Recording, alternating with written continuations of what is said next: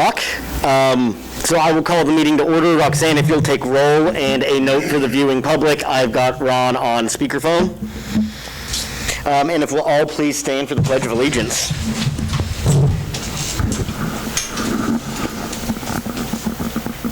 Pledge allegiance to the flag of the United States of America and to the republic for which it stands, one nation, under God, indivisible, with liberty and justice for all.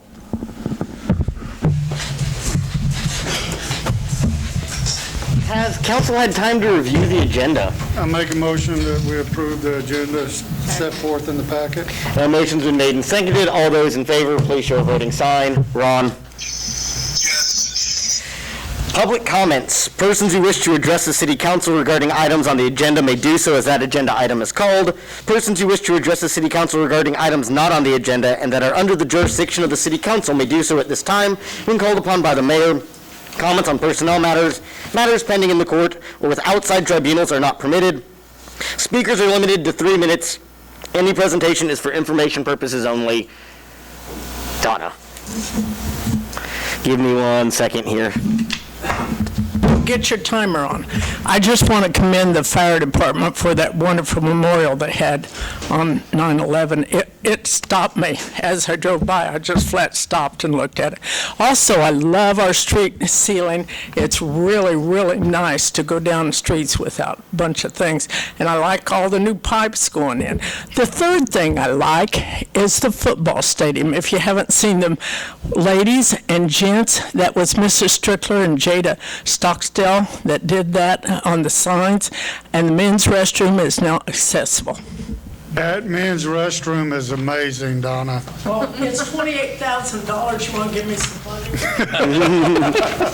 I'm short about 10. Thank you. Any other public comments? Seeing none, consent agenda. Does council have questions about the consent agenda?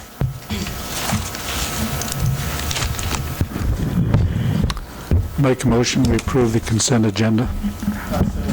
Motion has been made to approve the consent agenda. All those in favor, please show voting sign. Ron? Yes. Okay, motion passes.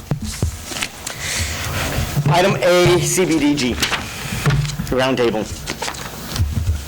Mayor and council, staff, myself, and Tim Thayer has been working with Thrive Allen County for the last couple of weeks since our last meeting on the possibility of applying for a CDBG grant to replace Unit 311.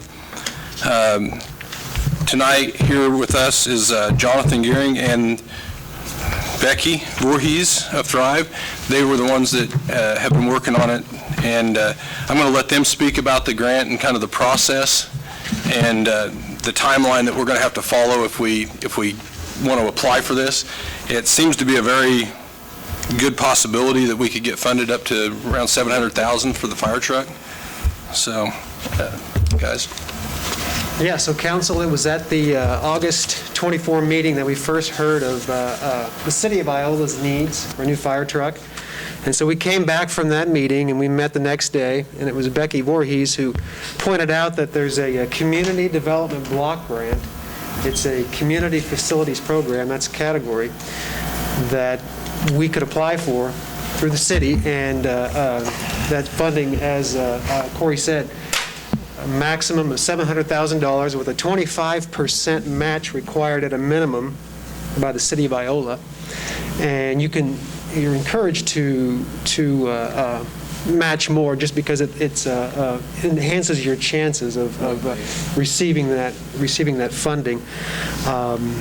It looks like a fantastic opportunity, and we are really here this evening to ask the council's blessing if you would like us to proceed and write that grant. It's due in October, end of October, at no cost to the city to write the grant. So have we gotten any price on what it would cost yet? I don't know if Tim is here. I know that we've worked on getting some estimates or quotes for the grant itself. And correct me if I'm wrong, Tim, we're looking at $650,000 to $700,000 for that truck to replace it. mean, it's a pretty tight time frame that we're working on as well with Thrive if we want to go after this grant. We need to get that information to them as far as the truck cost and stuff. And then on the September 28 meeting, we'll set a public hearing that's required by CDBG to move forward with the grant application process. We'll need to publish that, 5 days, I believe, before we apply, or before the hearing in the paper. And then we'll hold that public hearing on the 13th of October, and hopefully with your guys' consensus, we would move forward with applying for that. And it's awarded in January. So, I mean, the prices that Tim's put together right now are just their estimates. We'll go out through a formal bid process just like we would through our purchasing policy if we get awarded for the grant. Thrive is willing to write the grant for us for free. There is a process in here for administration of the grant that we could send out an RFP for. That's a pretty long process as well. I think that with Thrive's willingness to write the grant for us for nothing, and my thought is let them administer the grant, and they would have a $10,000 fee on the grant for that 2-year administration fee. That's actually pretty low, I believe, for a grant of that size. So I guess tonight we're just looking for consensus for the application. The fee wouldn't be anything that we would have to deal with unless we're awarded for that grant. And in your packet, there's a spreadsheet that kind of shows what CDBG funded last round, or last cycle. There was 4 fire trucks that were funded. Fort Scott got one, I believe Yates Center, and a couple other smaller agencies. But it's worth the least looking into and trying to see if we can get some funding. And I guess my recommendation would be, I think at 40 or 45% would be my thought on putting in that grant application. We know we've already got 220, is that right, Roxanne? Set back in the budget cycle next year for that truck, so we're pretty close already. And by the time the truck would actually come up for payment, we'd be able to budget that next piece next year for the remaining balance, that percentage. So if we have how much reserved? 219,000, I believe, Carl. There's 125 that goes into the budget next year. So that does not include the 125 that we budgeted for next year? Correct, yeah. That includes it. Did That you say includes the that includes 219? 125? Because it looks like the 4 cities that applied for trucks all had 50% matches. Well, and we could do that as well. I don't think the funding, I mean, I think we'll find it somewhere, whether that's a transfer into the general or into equipment reserve for the fire department, but.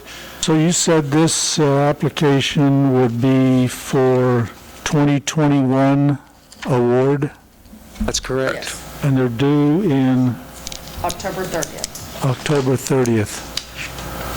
And when do you have to have the funds allocated? Well, it's a 2-year period. So you purchase the truck, go off for your RFPs, and then once the truck is there,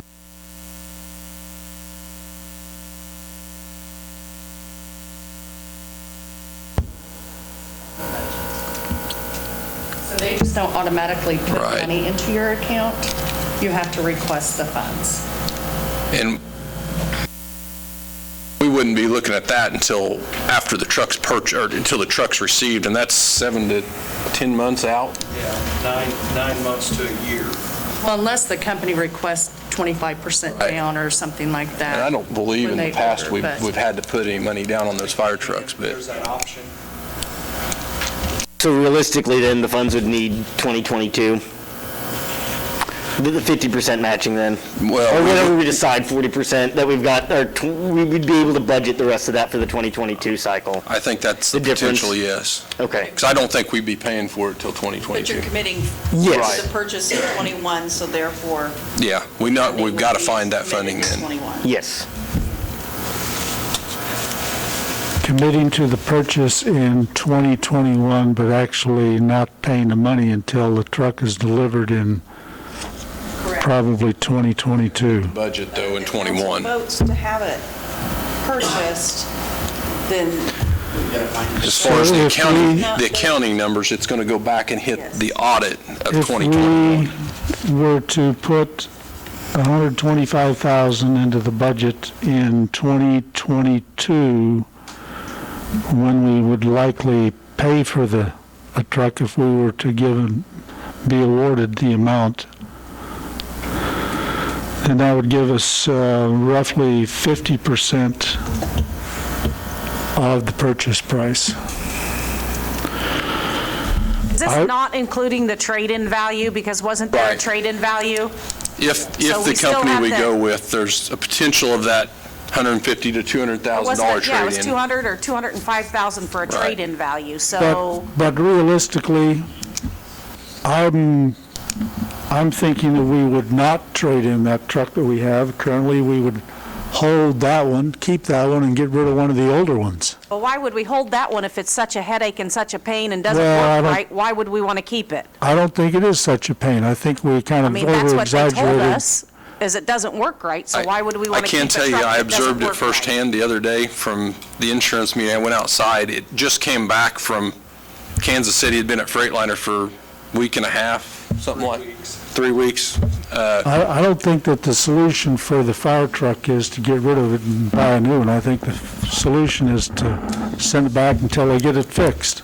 I mean, we've already invested a lot of money in this truck. I wouldn't give it away for And $200,000. we will get rid of one. It's whether it's 311 or it's 310. We will get rid of a fire truck. Now, I'm not sure that you're going to get $200,000 out of 310, but you know, there will be some monetary trade-in or something that we get rid of by getting rid of one of the trucks out of So service. my recommendation would be that we,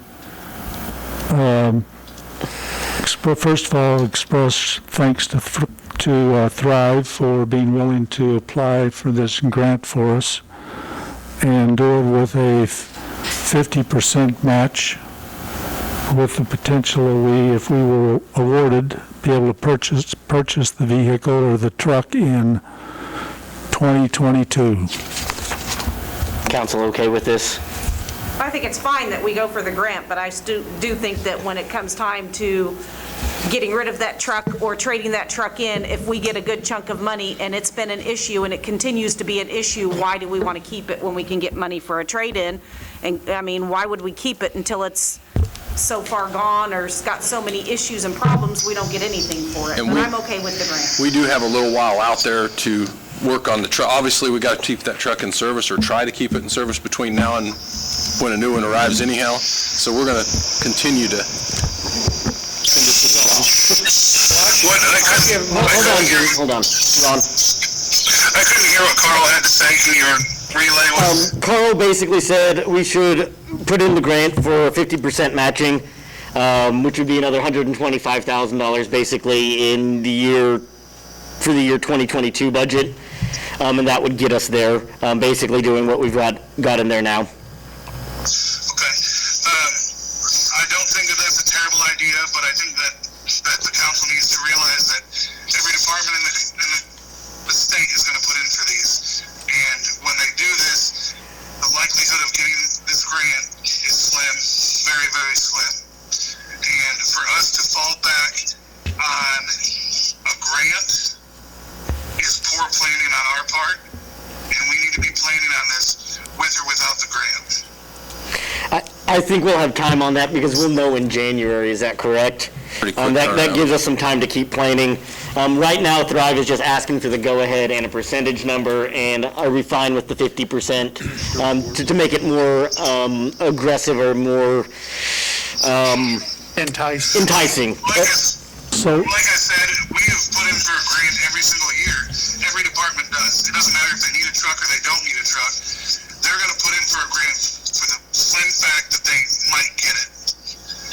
So for us to even think, the way the fire departments are in this country is you have to figure that you will not be ever given a grant, and that's how you need to be budgeting. But the fact that there's one out there, What? the fact that there's one out there, I mean, why set on it? We might as well attempt to do it. And we have some time, Yes. since Yeah. we're still budgeting. I mean, we can't magically come up with the funds for it tonight unless we go to the bank and get a loan. So the deal that's offered by Thrive, I've dealt with grant writers. It's a reasonable offer. Grant writers typically want 10% of the 10%, grant that is awarded. So, we could be looking at 30, 40,000 at the cost right off the top. So, Well, What I does give it my hurt? blessings Let 'em to attempt. Thrive to Okay. go ahead and do it. I think we've got, Kim, are you okay? Nancy, you okay? I think we've got a consensus. I have another question for Becky. The LMI portion of these CDBG grants, are they going on census data, or are you allowed to have a survey? If you don't meet the LMI, low to moderate income, if the community does not, then yes, you can survey. They will allow you to do a survey? Yes, but the city of Iola meets the LMI. They're at 60.19% low to moderate income. Okay, thank you. And the grants awarded based on based on the aggressiveness of matching funds? Well, it gets you more points. Not so much as, if you look at the chart there were 4 applications that were submitted.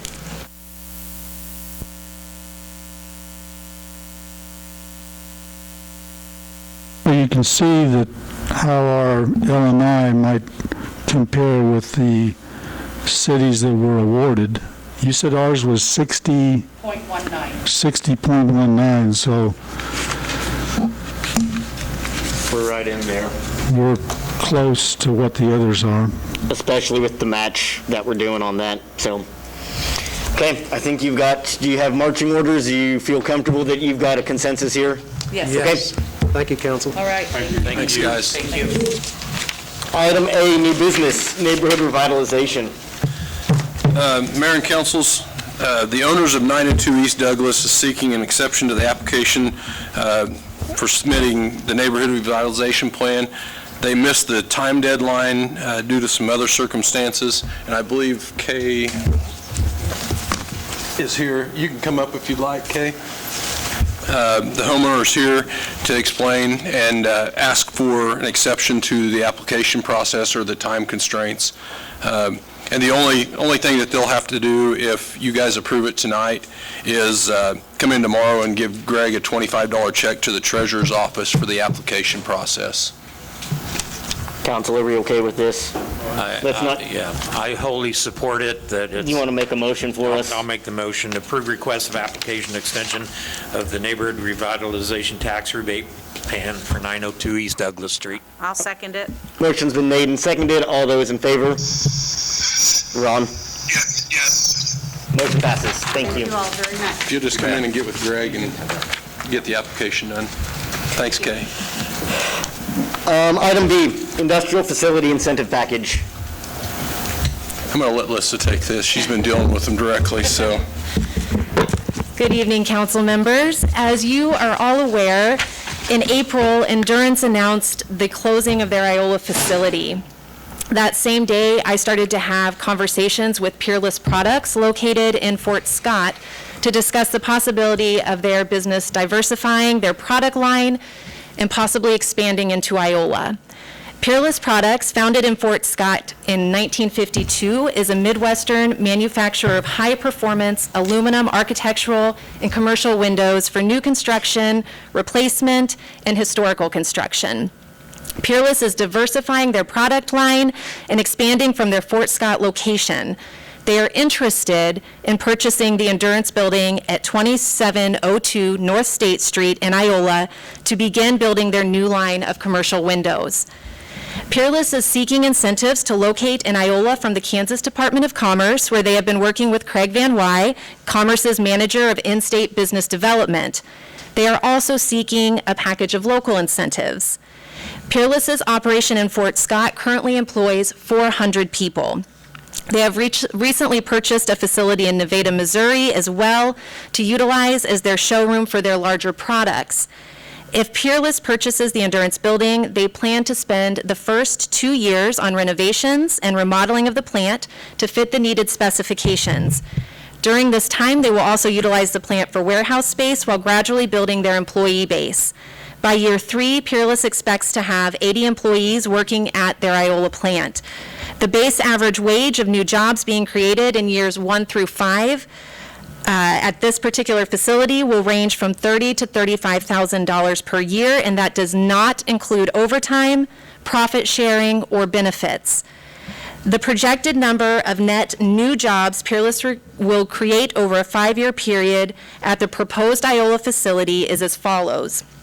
Year 1, 10 to 20 full-time employees. Year 2, 20 to 40. Year 3, 40 to 80. Year 4, 80 to 100. And year 5, 100 to 120, giving us a net gain of possibly 120 new jobs in Iola over a 5-year period. Peerless offers health, dental, and vision insurance for full-time employees, as well as a 401k program. They pay monthly bonuses based on the profit percentage of the previous month. Overtime is worked when necessary, but is limited due to Peerless's core values that include the belief that spending time with family is as important as providing for them. Historically, the City of Iola has provided 10-year real estate tax abatements for industries that built new facilities, Russell Stover being that most recent example in 1994. If they purchase the Endurance building, Peerless has stated they will make $2.4 million in modifications to the plant at their expense, beyond the purchase price and beyond the purchase of additional equipment. The additional equipment alone has an anticipated value of $2.6 million. Although they are not building new, they will be investing millions of dollars into our community. Economic development, as you guys are aware, is extremely competitive. It is quite rare for manufacturers to come along, especially those that employ more than 10 people. The last 2 major manufacturers to come to Iola from outside were Russell Stover in 1994, and then Catalyst, who actually moved from Humboldt into Iola in 2013 and then became Endurance. I enjoyed thoroughly being able to take most of you on tours of Peerless in early June, where we were able to truly see the kind of company they are. They are a strong community partner, actively involved in their employees' well-being, and pride themselves on being best in class with their products. In June, when I met with you in exec session, I discussed possible incentive packages with you. The following recommendations came from those discussions, and I am formally coming to you today to ask for approval on these recommendations, as Peerless's lawyers are looking for incentives in writing in order to advance this process. With that in mind, my recommendations are based off of our June conversation are for the City of Iola to provide a 50% tax abatement for 10 years. This portion of the incentive is contingent upon Peerless meeting the employment hiring targets set forth by year 5. Should Peerless not meet the employment targets by year 5, the tax abatement percentages for year 5 through 10 would be abated.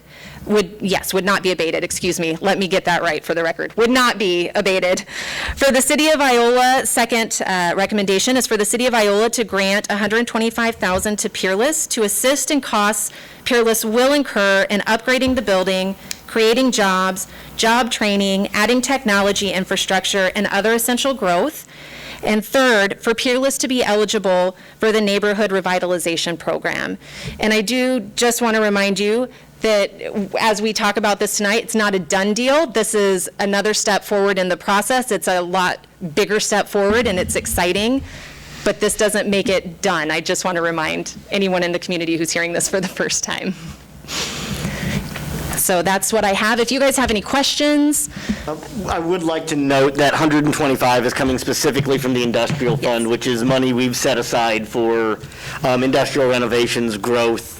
Often that's in utilities or extensions, but here they're asking so that they can do the work themselves, that is specifically budgeted for industrial growth. a question on the portion that the state might provide in job training.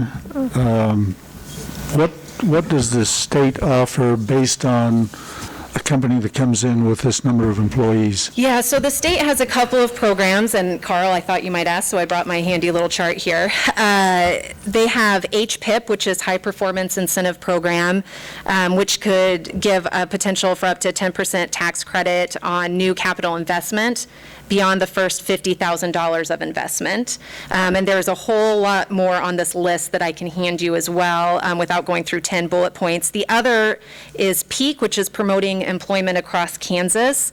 And that the company's wages for PEAK jobs must meet or exceed the county median wage or regional North American industry classification to be eligible to apply for that one. And those are the two big ones. There are a couple of others, Kansas Industrial Training Program, so where the state would be able to pay for part of the training for new employees, or if employees were being trained in a new area. And I will say, part of what has been going on during this process is if Peerless does purchase the Endurance building, then the employees who work in Fort Scott currently, who are from Iola, would have the opportunity to move to this facility, even though the work is going to be just a little bit different. Have we heard anything from have you heard anything from the state on what incentives they're willing to offer them? Well, that's what Carl was asking, Gene, and so that's what this list is. And I know that Craig has been working with Josh, and I do have an email about that, and I apologize, I don't know right off the top of my head, but those are the ones that I was just stating. Those are the ones that they're looking at, and part of it depends on what part of the process they're in. So the earlier part, some of these programs will work on the earlier part, and some of them will work maybe in year 2 or 3 when they're bringing more people on board. But they have already signed up with the state to be, with all the paperwork and everything they need. All that had to be in place prior to closing on the building. Okay. And this is only a commitment in the event that they do end up purchasing? Yes, yes. And the motion that I've got in there, Council, is to basically approve the incentives as listed, and with the authorization of staff or John to be able to sign the contract documents between us and Peerless. Bob Johnson's drawing those up now, so we hopefully will have those in the next week or so. I'll be glad to make that motion, approve the proposed incentive package and authorize Mayor Wells, your staff, to sign the contract documents when finalized by City Attorney Johnson. That's a, There's a motion and a second. All those in favor, please show a voting sign. Ron? Yes. Motion passes. Thank you, guys. I do want to state, COVID has taken a toll, and I know it has, and so I truly hope that as we move through this process, that this is a great, I know it's a great opportunity, and I hope people see the joy and bringing something really wonderful into our community again. We do thank you for the legwork here, particularly in this economic climate, to have expansion, to have a major manufacturer relocating. That is really positive news. Thank you. Thank you all for all of your help with this. I appreciate it. thank you, Lisa and Jonathan. Thank you, Thrive. That's two things you guys have kind of come in. It's really cool that you guys are community partners. Thank you. Yeah, thank you. The elephant in the room, Blue Cross Blue Shield. Unless you guys were really into that incentive package. Right. I don't see no one leaving. Even Alyssa's staying.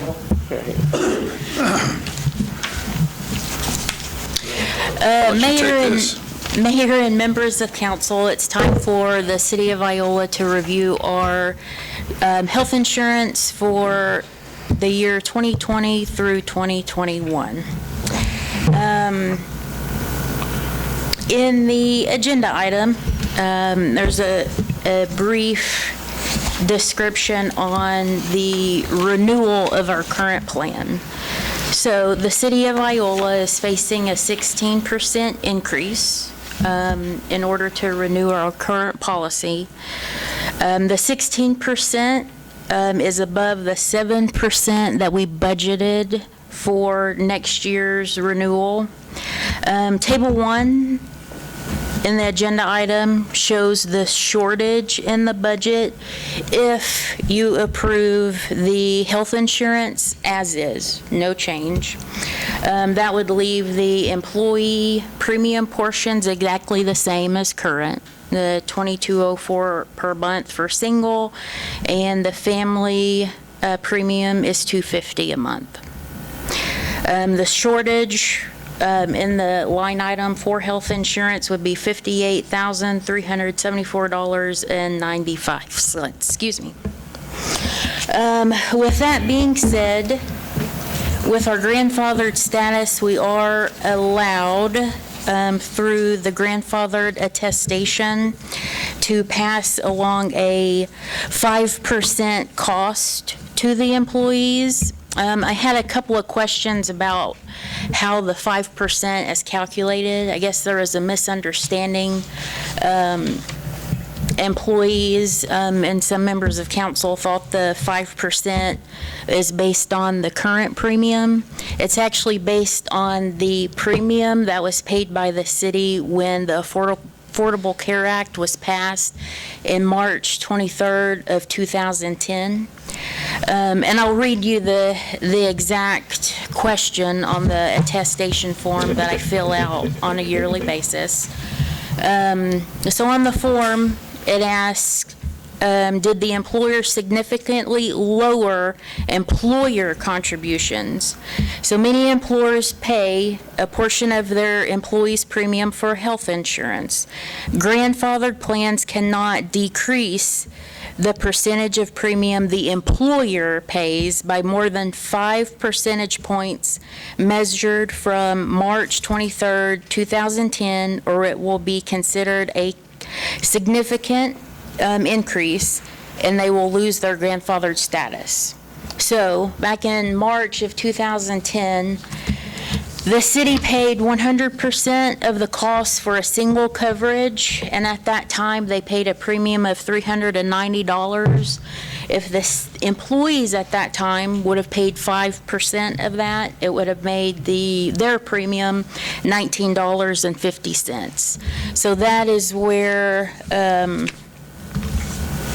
on the renewal proposal, I'm coming up with the $41.54. That would be $22.04 plus $19.50. And the same goes for the family insurance and how it's calculated. So each year, Rita Ortolani, she is our representative with Blue Cross Blue Shield. She gives us a couple of different options for health insurance. This year, she gave us her customary 2 when we looked at the renewal, and I did ask her to dive into some more options for us. So, just for sake of argument, we did look at 2 specific options away from our grandfathered status.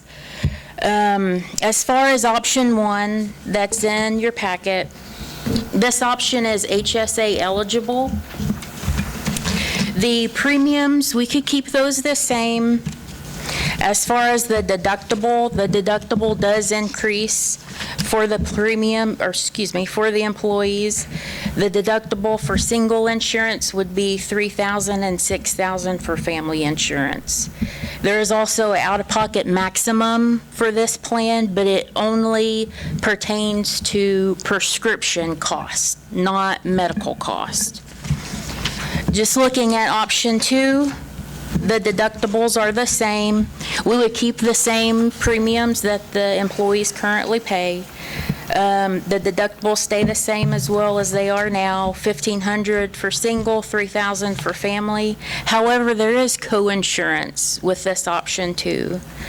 So there's an out-of-pocket maximum on the co-pays and the co-insurance of $6,350 for single, $12,700 for family. So,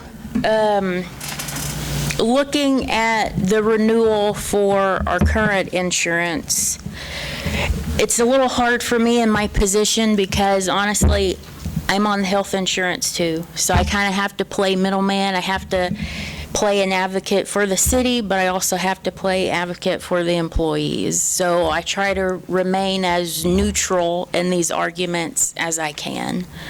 I would recommend if you do renew our current insurance, that we do pass along some of the cost to the employee up to the 5%. Now, I got a question about that 5%. Yes. Corey, Roxanne, or maybe you, how much did we raise this last year, is my first question. So with the employee portion, it went from 0 to 2204 and nothing. Percentage. Because we raised it a percentage last year. Right. Do you remember how much that percentage was? It would have been around the 5%, but I didn't calculate that. My question is, I was under the understanding last year that over the lifetime of this policy, we could only raise it a max of 5%. And actually, I was somewhat of the understanding of that. It was just a one-time deal. Right. Actually, it can be done yearly.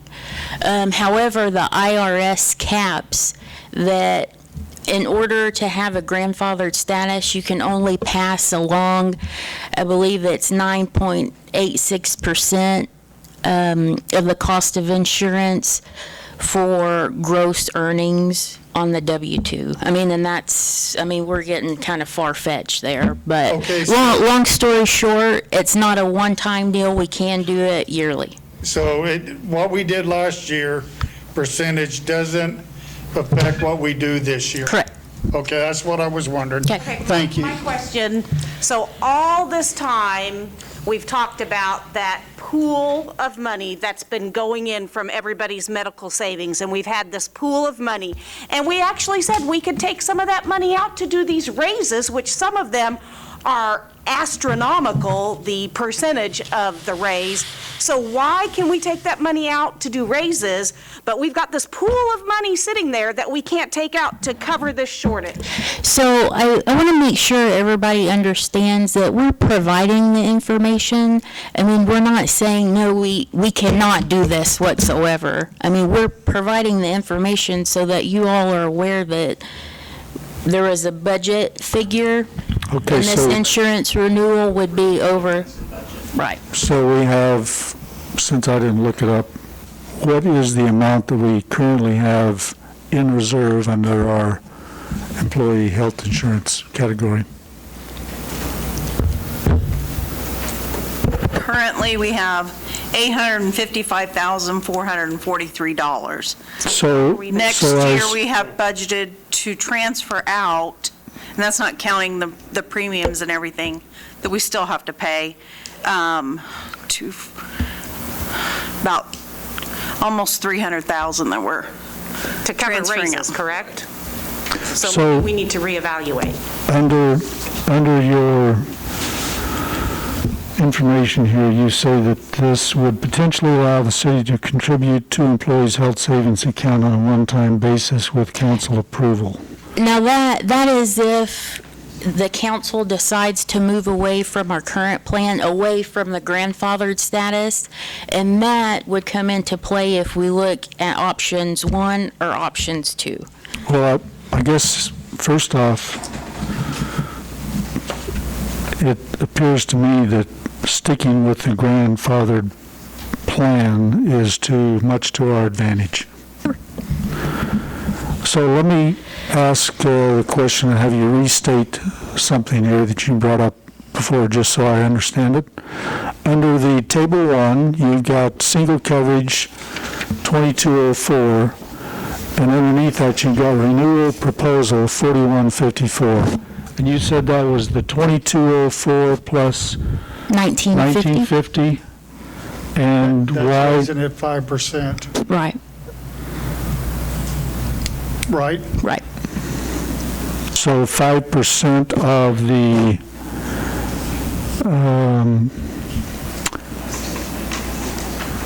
So don't, 5% of what? As I said earlier, it's 5% of the cost From that the the city, from 2010. From 2010, okay. I just wanted to, Don, I got a question. Since we got all these employees out there, can we hear from them and their feelings? Is that allowed during this time? heavens no. Let's have the council discuss a little more, and then we can call some of them up.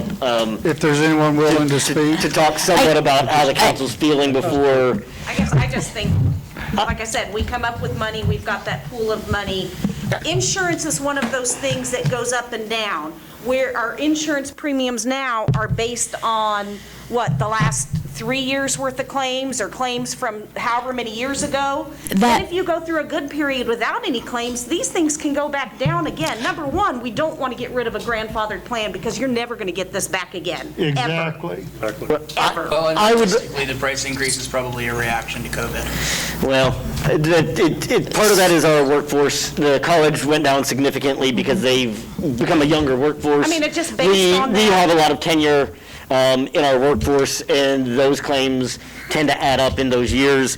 we It have sounds like, funds so to write it let's go ahead and try to, Ron, do you have anything to add? I'm gonna say that it sounds like the council wants to talk about just the table one options, which is a $58,000 or $26,000.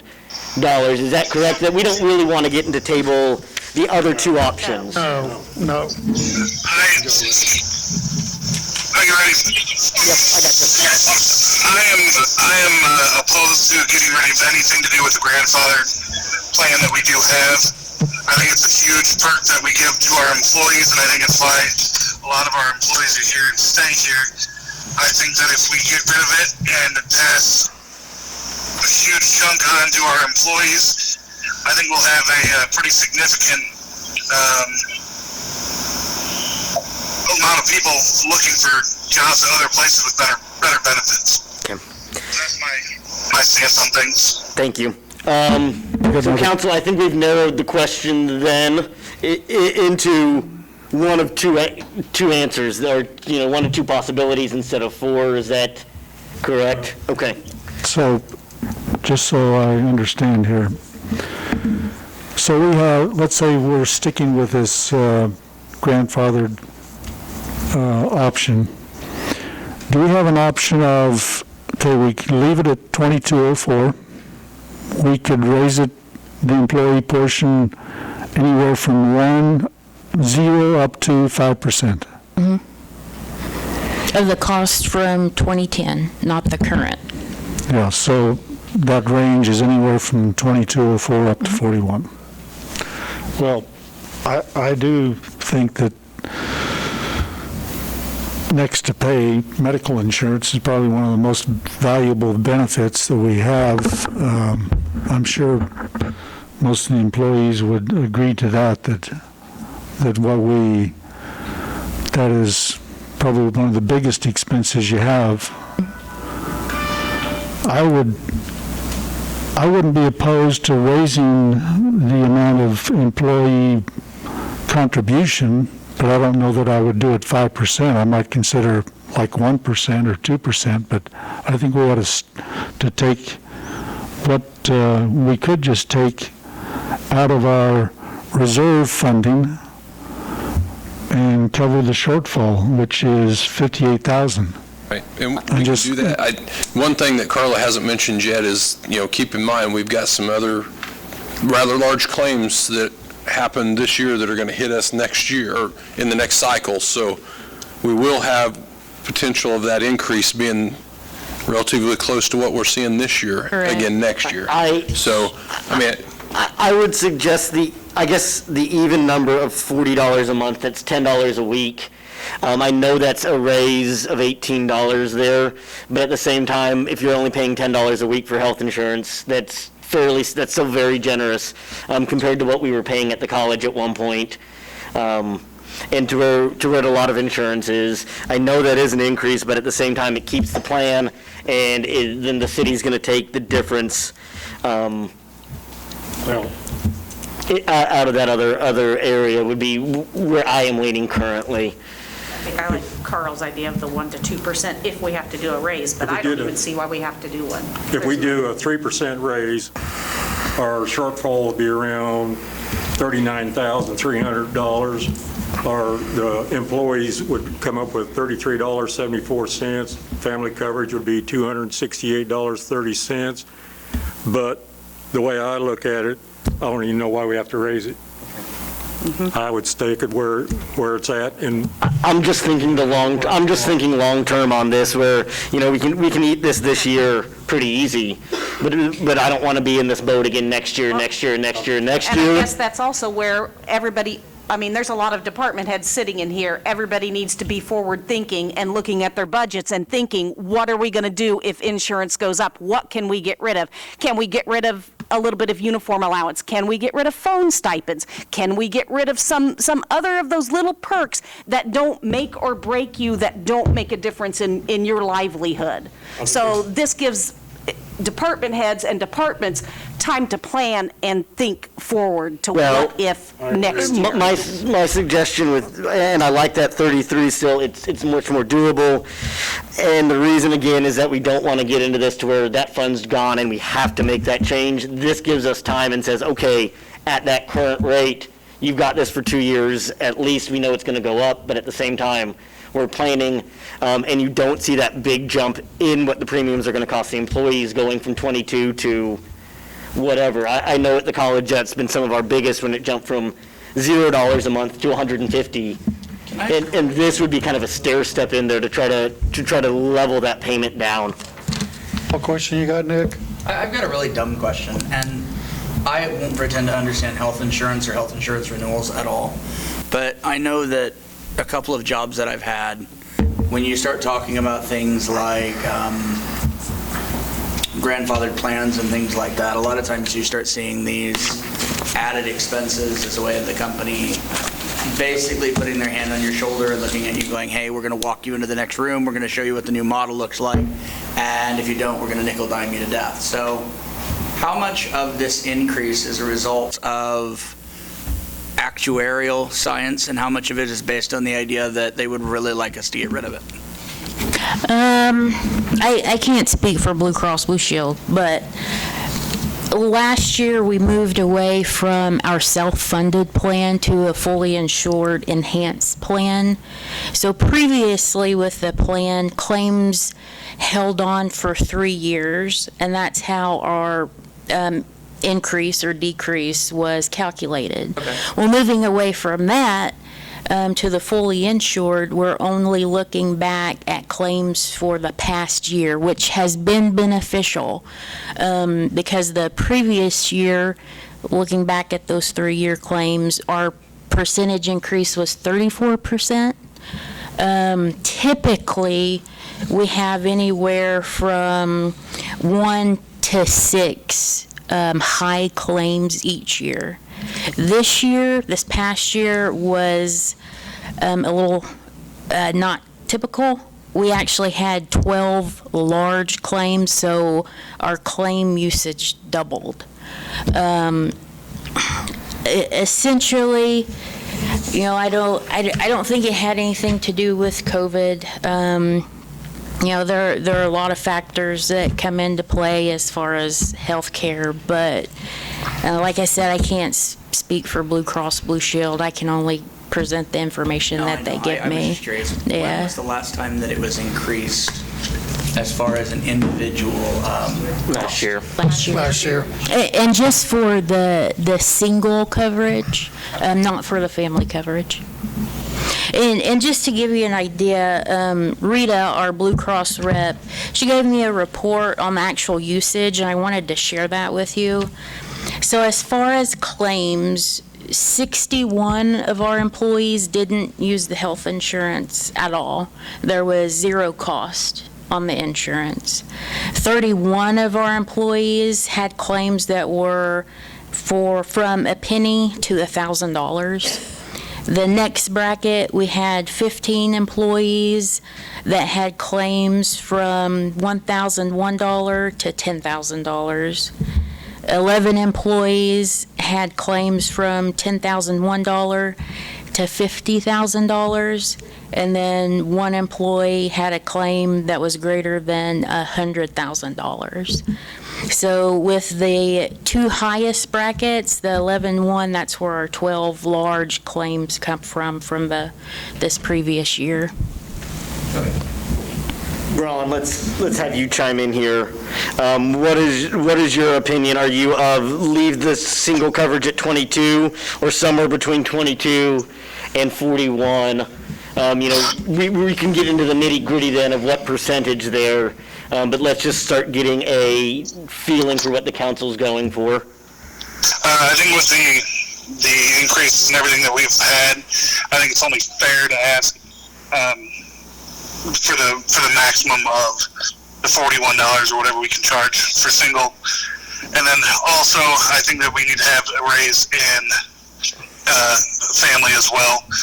I don't know that we can continue to absorb the cost. I know that we don't want to get a grandfather plan, but I think the city needs to make concessions to make sure that we keep that health care, but we also need to ask the employees to pay a little bit more, especially considering if we do go through with the pretty large raises that we're giving. Okay. Carl? I've got a question on when we were under our own self-insured plan, our rates were more determined just by our own claims. So with this new way we're doing it, are we part of the Kansas large group rate pool? To my knowledge, we are, yes. Well, I guess my recommendation on this would be to continue our grandfathered plan and recommend an increase in employee contribution of 2%. Gene, I'm just getting on, we can then debate, if we all say some increase, we can then hash out that nitty gritty on that number.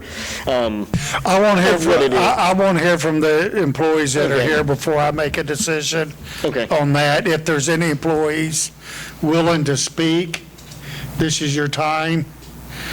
Because you all know me, and I want to hear what you're thinking, even if it is wrong. That's fair. Now we know who's got the short straw.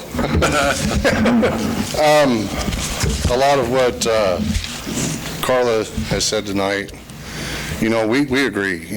We understand that the added costs go up.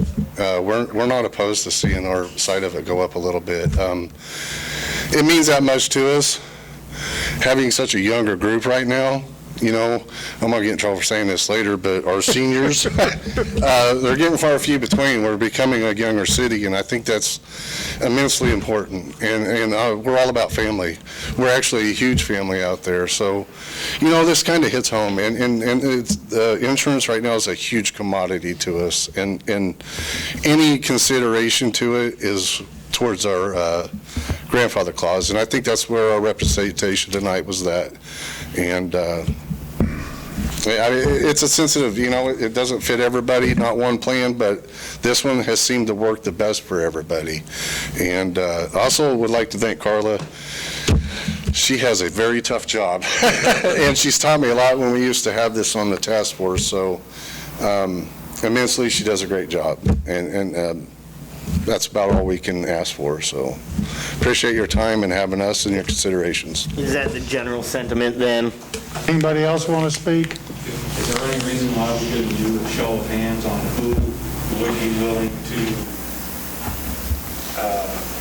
pay more, contribute to even the maximum of 5% increase by the employee? Sure. Let's get that show of hands, guys. 2.5%. Meet them in the... There you. Okay. Willing to give. Okay. Gene? I think we got someone over there wanting to speak. Anybody else wanting the mic? No? Okay. Gene? I would say 2.5 increase. Splitting it in half, splitting the 5% in half. Nick? I'm going to go with the 5%. I mean, I'd rather see us raise it by 5% this year then have to raise it by 2.5% the next year and 2.5% the next year. Let's just go to 5, and hopefully we can budget a little better and make this a priority in the next budget. Insurance is always fun because they give us our numbers after we're done budgeting. Yeah. It's always the elephant in the room that we got to have our budget in August, September, and then all of a sudden, like, here's your new numbers. So, Mark? Split the difference, 2.5. Yeah, I'm good with that also, if we can split the difference this year and do 2.5, because we did bump up our single plan last year, and so, I'm in the split, and for the record, I don't have city insurance, so I know my husband works for the city, I don't have city insurance, but, insurance is tough, and the thing of it is this is a plan you guys don't want to get rid of. You don't, and I know that. There's so. nobody out there that will ever see this kind of insurance No, again. no. I mean, it's a good plan, so, whatever we have to do to keep it at this point and keep you guys on it and keep you all happy, that's As I would fine. like to reiterate, I am kind of up here speaking for everybody, but not necessarily, I haven't got the chance to speak to everybody. But ultimately, we're willing to absorb a little bit. We know that's inevitable. Eventually, I would like to see looking at it before the last minute. I feel like it's very time sensitive, that we get the ball rolling. So if we could prep a little bit, or even come up with an idea that, like I think you suggested earlier, that we look at that we might have, let us come up with an idea even and shoot it towards you, or anything. We're willing to take anything to look at. I believe the commodity of having the insurance means a great deal more to us as the employees than maybe something else that we are getting. So it's on the table. I think we're willing to look at that. Steve? I'd like to add that I really appreciate the show of support with the city members that have come in. Thank you for coming in and sharing with us your thoughts on this. It is a tough decision. It's, we could sit here and say raise it 5% or 2.5, and you can walk out angry with us, but I appreciate everyone's understanding that, many Fortune 500 companies aren't given this good of a plan anymore. Benefits are someplace they're cutting, days off, whatever. And if we can continue to give a benefit that is worthy of looking at Iola for employment, then I support it. But hats off to all of you here for just being willing to absorb some of the costs and understanding the tough decision we have to make is just made easier. But I was leaning towards 2.5. Sharon? Kim? Even though they're willing to pay the 5, I say 2.5. Well, I think we've got, I think we've got consensus here. So we don't need a motion, since this is going to be brought back to us when they put together the proposal? We could do it both ways. I'd make a motion that we approve option 1 to retain our grandfathered clause and increase the employee contribution to by 2.5%. Ron, I'm going to repeat that in case you couldn't hear him. So the motion on hand then is to keep option 1, but increase the employee contribution by 2.5%. Is there a second? Second. There is a second. All those in favor, please show a voting sign. John? Yes. What was the general consensus around the table for the 2.5%? Myself, you, and Nick, we're leaning more towards 5%. Everybody else was at the 2.5%. The employees, with a show of hands, are all kind of on board with some sort of increase in that employment, for the most part, that I saw, and some sort of increase in their employer, or in what they pay in is what it looked like. Okay. Yes for me. Okay. Carla, motion passes. I do want to thank Carla for bringing us the other information. That is her job, to give us information to make these decisions versus, on the other side, you come in and just say there's a 16% increase, and we're going to say what other options are there. That's how it works every year. So I do thank you to say, here are your other options, to give us the ability to make informed decision. Again, like Steve said, I do think everybody's willingness These aren't easy decisions, but I do thank you all for being here, and I thank you for speaking up. That does help us make some of these tough decisions, knowing that, hey, we are all on the same team here. So thank you all. Item D, you guys want to clear out probably. Thank you guys for coming. Not so fast, guys. You can still stay. We enjoy looking at you. It's the only time we get to see you. Thank you, guys. Come back so Carl can take another picture. Even picking up their own chairs, I like it. Right? We'll let them clear out for a second so that we can pick up on the mics and... My God, there's a couple of them staying. He has to. Yeah, they're going to stay for a minute. I was certain they were all here for the cooling tower project. I was thinking the Mopar Trail.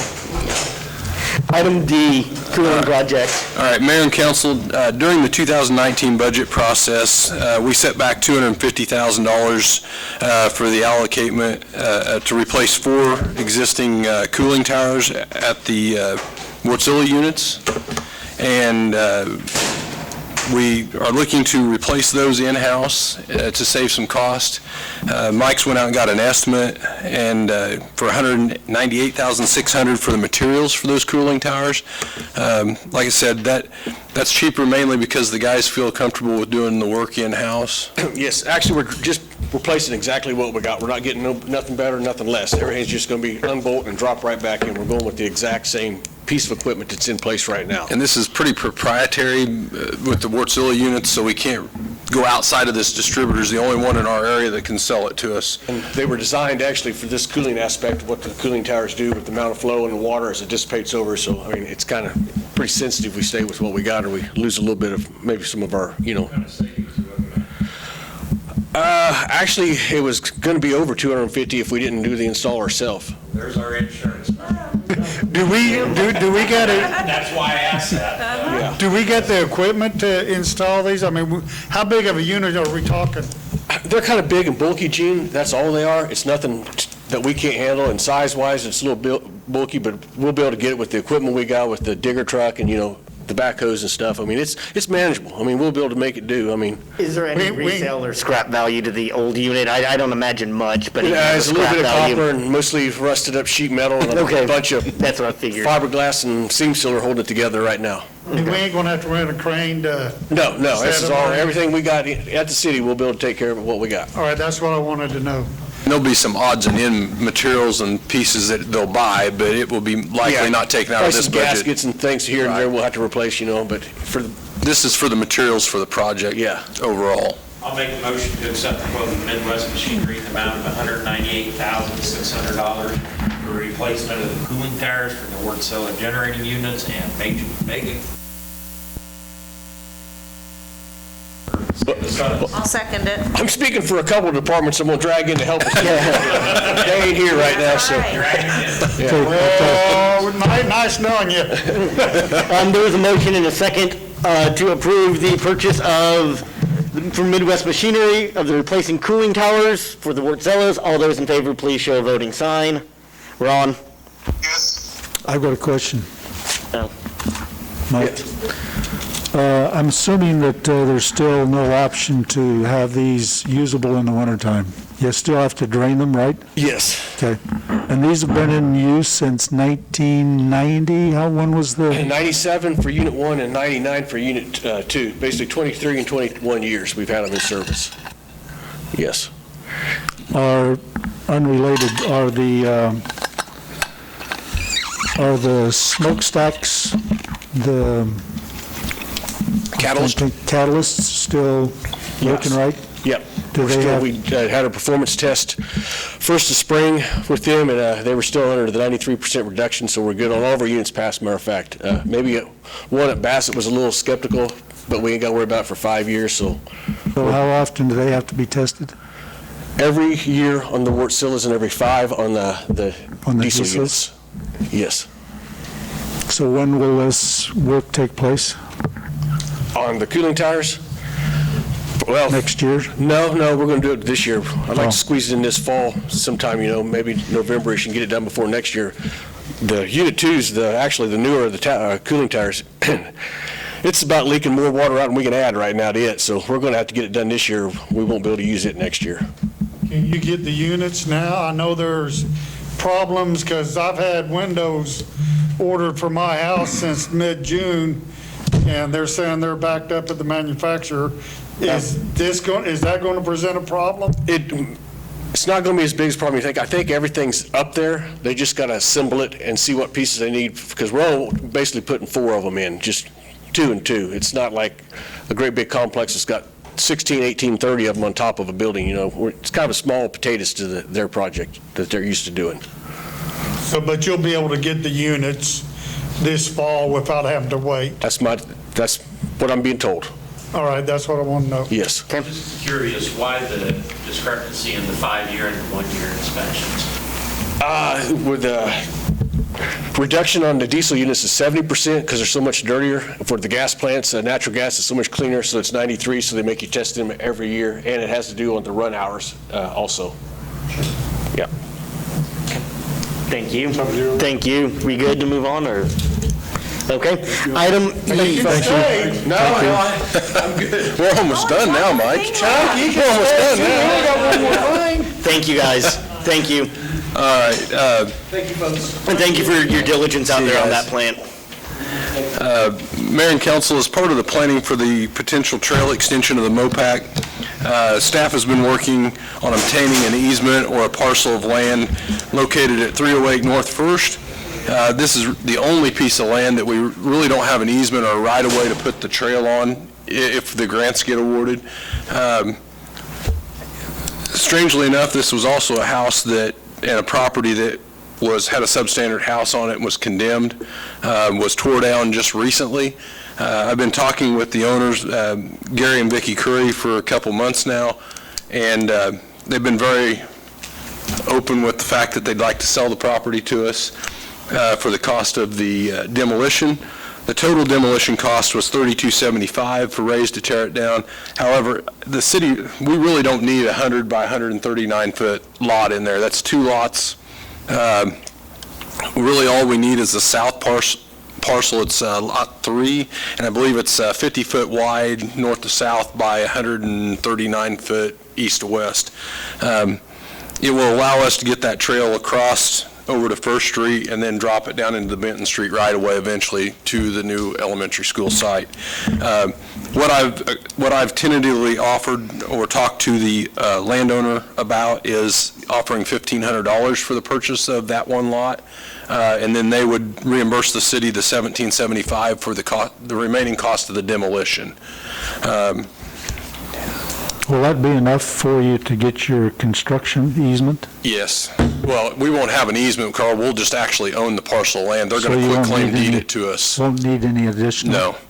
The only part that I'm kind of concerned about on the whole project is if once we get past the school site, it gets pretty tight if we extend it on down to like the Cinema or Super 8, which is kind of the goal because it helps tie in a lot of foot traffic down to the movie theater and the Super 8 motel. So we've got the room. It's just a matter of trying to figure out how the trail would work down through there, finagling it. But what will we do with the rest of the land, Corey?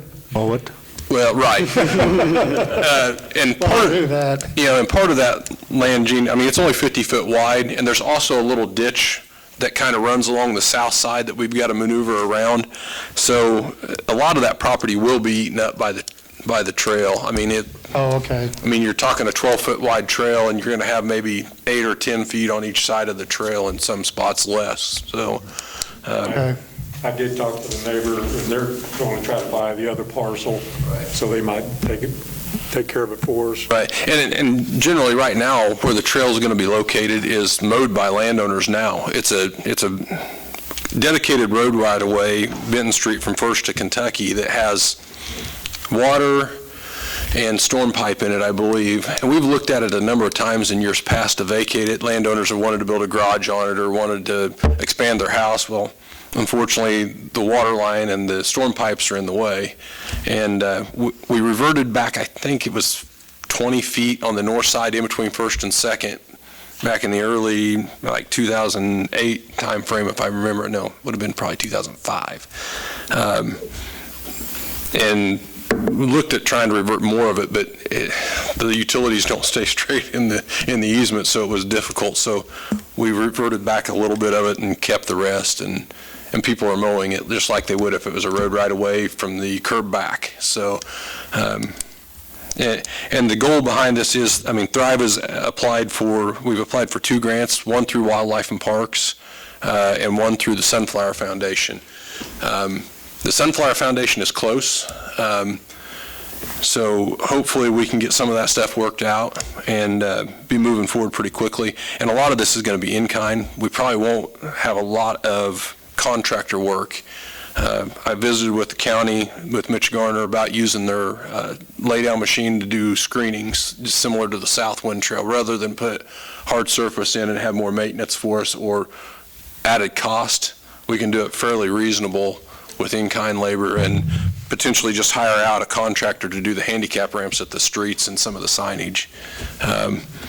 We're not far enough along in the process, but the timing hit pretty well for this, and I wanted to try and get this done before Greg tried to bill for it. And honestly, the other 4 properties or 3 are going to get assessed to the taxes likely. This one here, we've got a responsible landowner that wants to take care of the other remaining balance. So staff's looking for that approval. Well, I would make the motion that we approve the purchase of Lot 3 of Wilson's addition to Iola in the amount of $1,500 from Gary and Vicki Curry for the Mopac Trail project. A second. There's a motion and a second, but I'm going to let Carl ask his question there. I got my question. Okay. There's a motion and a second to approve the purchase for $1,500. All those in favor, please show a voting sign. Ron, what did you say? Yes. Okay. I do only have about 10% of my battery left as we go into council administrator reports, so I'm going to get yours first in the case that I shut off, but we should be good. I have nothing. I don't really have anything. Got a report of another semi. Kentucky? Came down, which road was that? Lincoln. Came down Lincoln this time with a box trailer. So any update?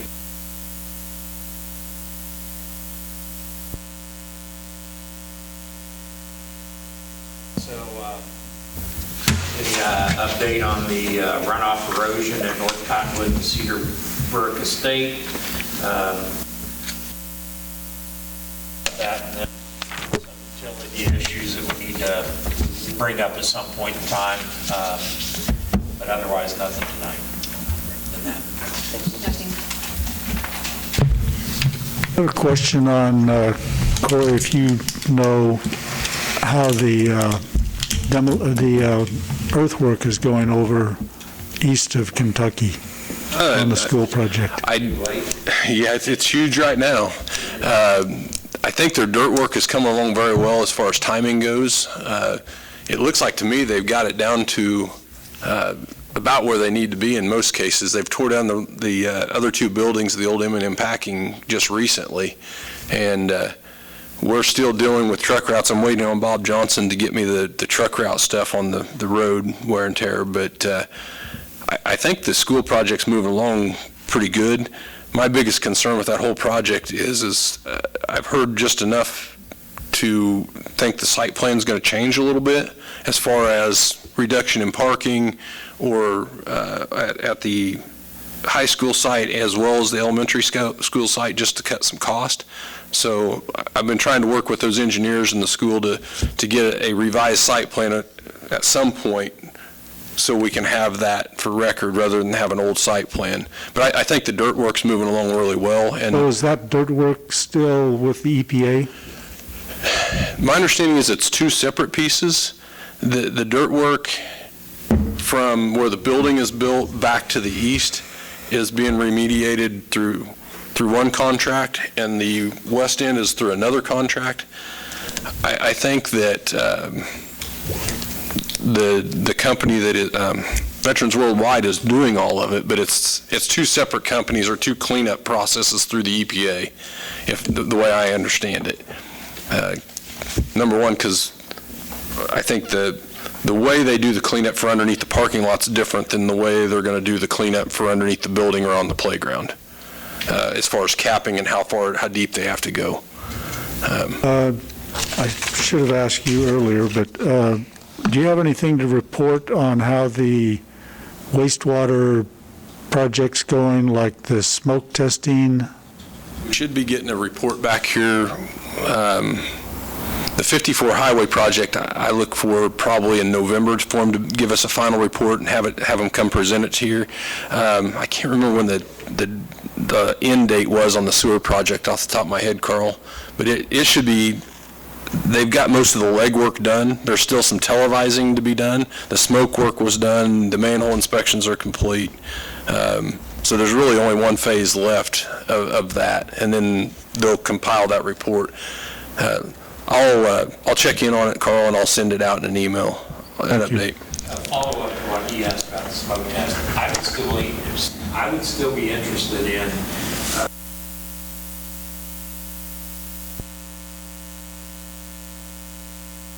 they said, well, we've had it in pipes for 5 years.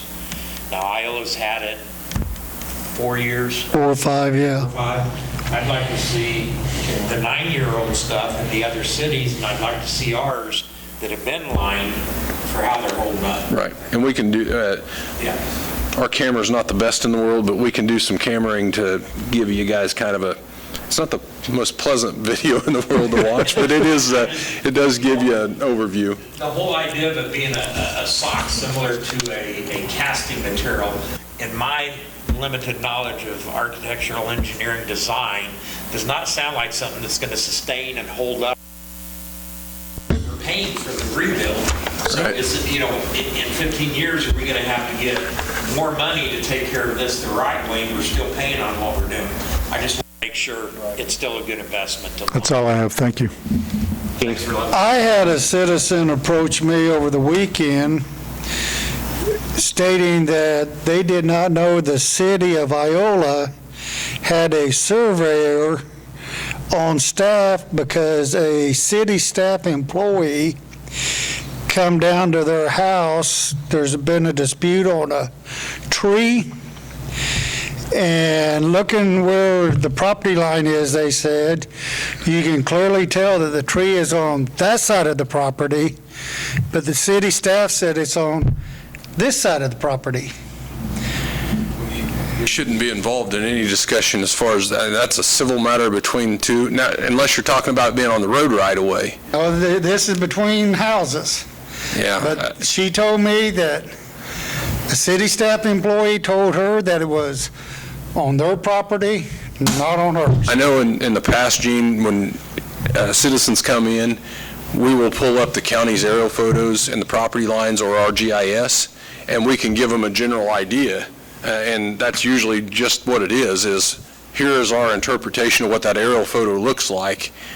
And you can see, a lot of times you can see the tree shadows and tell where that point is in relation to the property line. But there's also a margin of error there that the overlayments on those GIS layers, if they're laying exactly correct or not. Well, they told me that the tree is a foot to 2 foot beyond what their property line, and they said they've lived in this house for over 50 years. Right. And that's been the property line, and now this property owner saying it's theirs, and the city staff says, yes, it is theirs.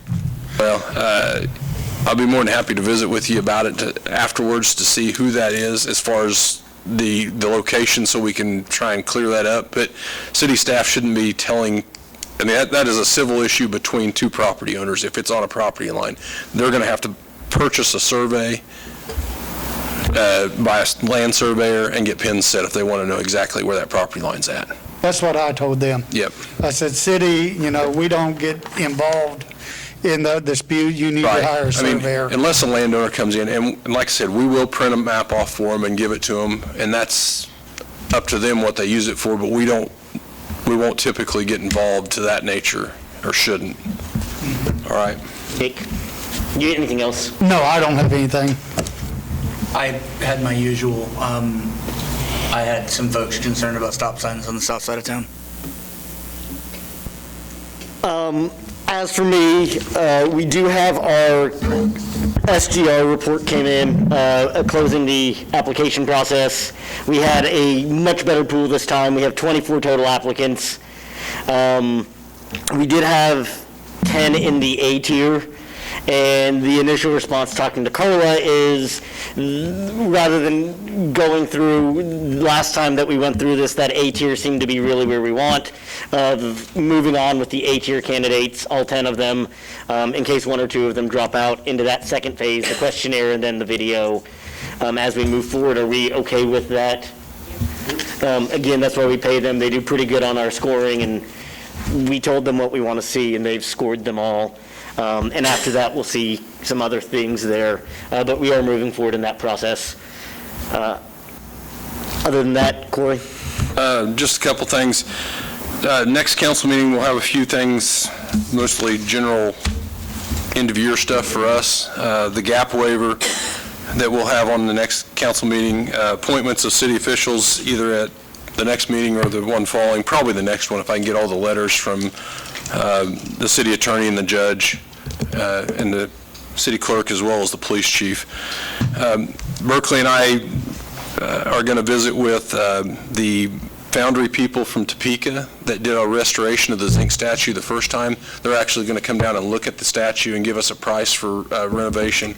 My hope is to have a summary of the cost of what we might cost us to take it up to up north versus the cost to take it to Topeka. And I think they've also got some options that they could do that mold as well if the people up there would like to. I have a feeling it's probably going to be more beneficial for us to take it to Topeka and pay $4,000, $5,000, $6,000 to repair it than the cost and the chance of getting it damaged taking it all the way up there. But we're going to weigh that out and talk to that person, and then we'll bring back an update at the next council meeting likely. We should have the audit presentation at the next meeting and the adoption of that for 2019. Talked to Scott a couple times, Scott Shreve, our energy consultant on solar. He's pushed that back about a month just because he wants to get Beloit somewhat closed up and have the numbers better, more finalized before he comes and presents. So we'll look for that. And then I kind of mentioned the 54 highway report a minute ago. I'm hoping to have that probably in one of the November meetings, the final report. And Steve, the Cedarbrook piece on the the erosion up there, I've talked to Dan, and as soon as we get caught up with some of our patching with asphalt, we're going to go up there and put some big ditch liner material up there at the edge of that road. As far as the truck routes, I had Chief kind of monitoring that. Maybe at the next meeting I'll just have him come and give a kind of an update on what he sees and what his recommendations might be. I know when I visited with him, he didn't seem to think there was a major issue that we're having, but I'll have him come in and give an update. And then I'll try and get some videos for you guys of sewer lines. Right? I believe that's all I've got tonight, guys. I'll make a motion that we adjourn this fund meeting for the evening. Second. Motion's made and seconded. All those in favor? Opposed? Okay. Thank you, Ron. Thank you for calling in.